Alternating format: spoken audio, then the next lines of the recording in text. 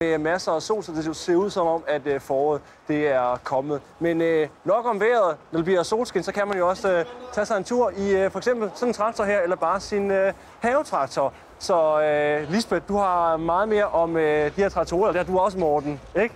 Jo, ja. Vi har jo fået 3 af slagsen kørt ind her, og vi har faktisk lige stået og regnet på tonset sammen med vores gæst her, Morten Damgaard. Vi har faktisk nærmest 28 tons traktor stående lige her.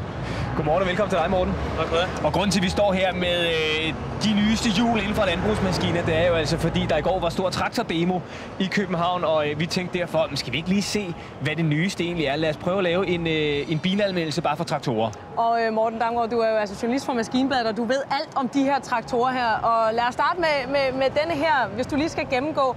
Hvad er det sådan fætter her, den kan? Jamen, hvad er det for en? Det er en Finn-traktor, det er tysk. Og det er BO-anlæg inden for traktor. Det vil sige Rolls-Royce'en? Rolls-Royce'en, ja. Det er faktisk Porsche, der er med til at designe traktoren. Okay. Så det siger lidt om, hvad det er, vi har med at gøre. Det er lidt en speciel traktor. Den er bygget til at køre 60 km i timen i Tyskland. Og det gør den også i Tyskland. Herhjemme der er den selvfølgelig begrænset til at kunne køre 30 km i timen.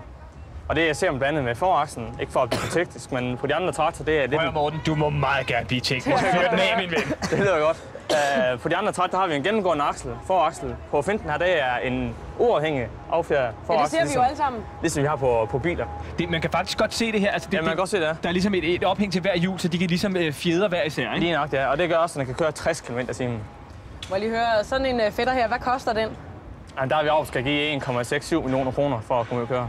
Jeg ved ikke, Morten, er der åbent i førerhuset? Men det er der. Jeg vil lige se, jeg ved ikke, Skotte, vores fotograf, jeg ved ikke, om det overhovedet kan lade sig gøre. Nu prøver jeg altså lige se, om jeg kan komme. Det er en anden vej, vi skal gå op. Er det en anden vej, siger han? Jeg bliver aldrig landmand. Morten, men det kan være, du kan fortælle lidt om udstyret inde i den. Jamen altså, inde i traktoren, der har vi rigtig meget teknisk udstyr. Ja, og det er jo faktisk noget af det, der kendetegner den her, ikke også? Noget af det, der kendetegner Finn, det er, at der er rigtig meget udstyr inde i traktoren.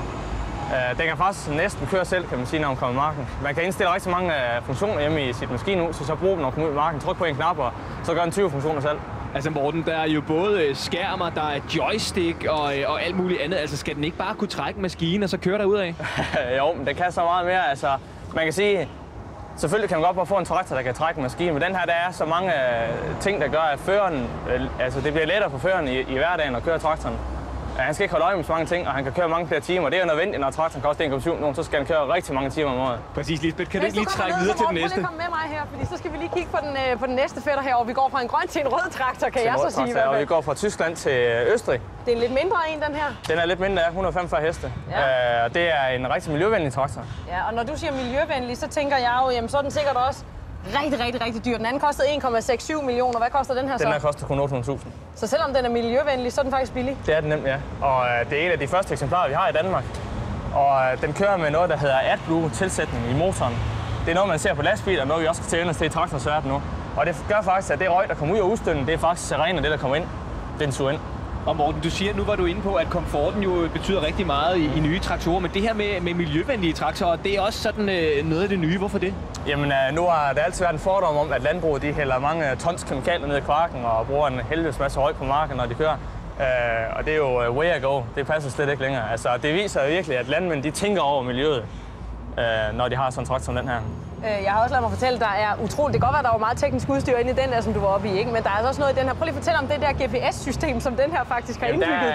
Der kan sige, at jeg har GPS på den her. Ja. Og det gør faktisk, at traktoren selv kan køre mere eller mindre. Man trykker på en knap, og så kører traktoren faktisk selv. Man kan sågar også indtegne marker, den marker man har.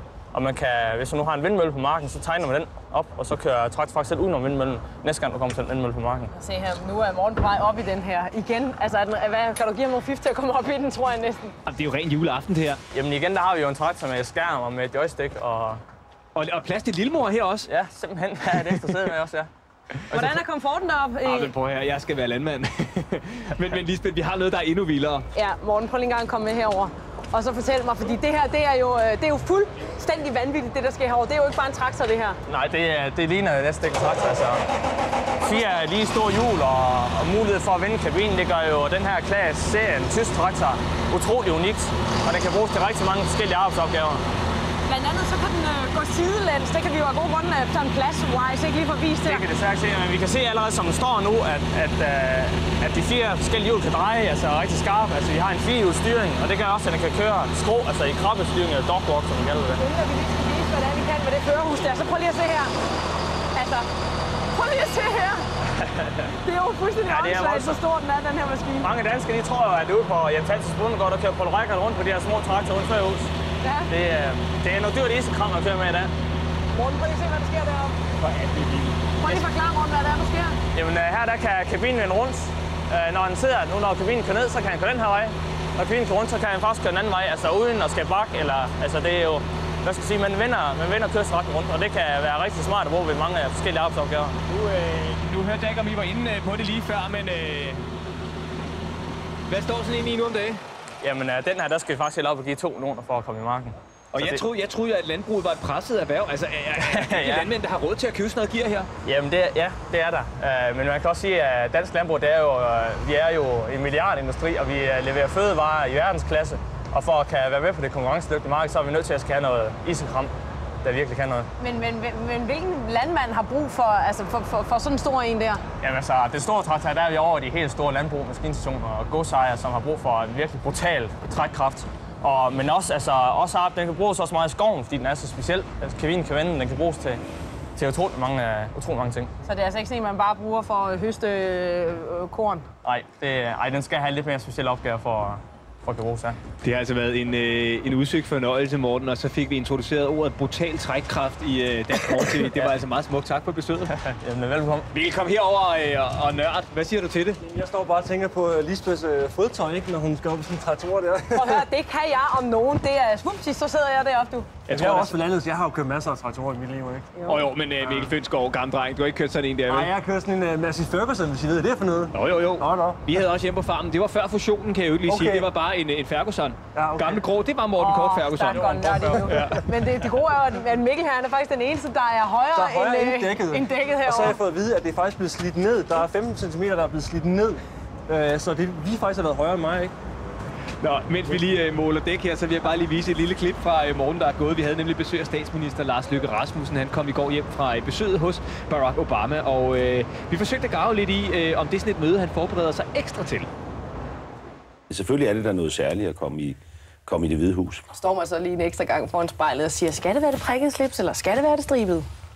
Tjekker lige, at slipset sidder rigtigt i hvert fald. Ja. Ja, man tjekker lige, om slipset sidder rigtigt, og nu har vi så fået stiletterne her. Hvorfor sidder du på førersædet i øvrigt? Jamen det hvad er der i vejen med det? Hvor vil du hen, Mikkel? Jeg tror slet, der kan være 3 mennesker. Jeg vil gerne vide, om den har et botthorn. Men det tror jeg altså, jeg ved ikke rigtigt. Mikkel, kan du komme ind? Jo, det kan jeg godt. Sådan der. Så er vi da klar til at rulle de danske landeveje, er vi ikke det? Jo, lige præcis. Der var den! Hvor er det her fantastisk. Nå, skal vi ikke sende noget street cred ud til de danske landmænd? Jo, jeg er bare lidt i tvivl om, hvordan man gør det på den rigtige landmandsagtige måde. På den måde, okay. Og så skal du være helt tavs. Præcis. Jamen, det er jeg meget god til. Nå, men vi vil bare sige tak for i dag. Skal vi ikke gøre det? Jo, lad os gøre det. Og på gensyn i morgen. Ja. I hvert fald. Og må jeg køre hjem i den her, tænker jeg? Der tror jeg, der er mange, der gerne vil have dig kørende hjem i den der istiletter. Har du nøglen? Starter du? Jeg har faktisk nøglen, men jeg tør faktisk ikke at starte den. Hvor er fyren af? Nej, jeg tør ikke. Helt seriøst. Tænk nu, hvis den kører. Vi ses. Hey. Kom så. Nej, jeg tør ikke. Jeg tør ikke. Du kan ikke Nu kan jeg ikke dreje.